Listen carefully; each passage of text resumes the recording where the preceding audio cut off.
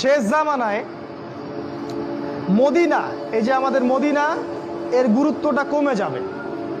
এটা আবু দাউদে আছে হাদিসটা। মদিনার গুরুত্ব কমে যাবে, মানুষ মদিনাকে অতটা মূল্যায়ন করবে না। মানে মদিনা থেকে বিশ্বের সবকিছু নিয়ন্ত্রণ করা হবে না।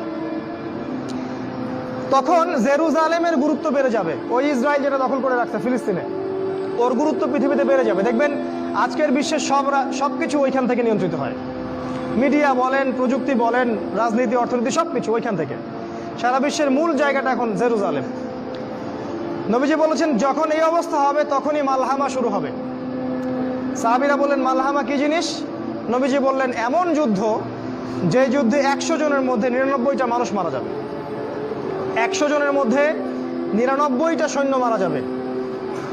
এবং এই যুদ্ধটা হবে ইউফ্রেটিস বা ইরাকের ফোরাত নদীর সোনার পাহাড়কে কেন্দ্র করে। এটা সামনে হতে যাচ্ছে। এবং এই যুদ্ধটা হবে 80টা দেশের মধ্যে।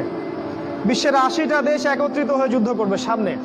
আপনি প্রথম বিশ্বযুদ্ধ দেখেছেন না, দ্বিতীয় বিশ্বযুদ্ধ দেখেছেন, এগুলো এই যুদ্ধের সামনে কিছুই না। এটা হবে পারমাণবিক যুদ্ধ, সামনে হতে যাচ্ছে। এবং প্রত্যেক দেশ 12,000 করে সৈন্য পাঠাবে এই যুদ্ধে। এরা সবাই মিলে যখন এই যুদ্ধে অংশ নিবে তখন এরা মুসলিমদের উপর ব্যাপক নির্যাতন চালাবে। সামনে হতে যাচ্ছে এটা। আগামী 5, 10, 15 বছরের মধ্যে আল্লাহ ভালো জানেন। আল্লাহ ভালো জানেন, আমাদের অনুমান 10 বছরের মধ্যে হতে পারে, 5 বছরের মধ্যে হতে পারে। নবীজি বলেছেন এই সময়, এই যুদ্ধের শেষের দিকে আল্লাহ পাক মুসলিমদের ত্রাণকর্তা হিসেবে একজনকে পাঠাবেন, যার নাম হবে ইমামুল মাহদি, যিনি মদিনা থেকে আসবেন। মক্কায় তার সাথে মুসলিমরা বায়াত করবে এবং তিনি মুসলিমদেরকে নেতৃত্ব দিবেন। এবং এই যুদ্ধের শেষের দিকে মুসলিমরা বিজয় লাভ করবে এবং মুসলিমরা কনস্ট্যান্টিনোপল জয় করবে এবং ওই জেরুজালেম তারা আবারও জয় করবে, যেটা ইসরায়েল দখল করে রাখছে। এবং সেই জেরুজালেম থেকে ইসলামী খেলাফত আবারও প্রতিষ্ঠিত হবে।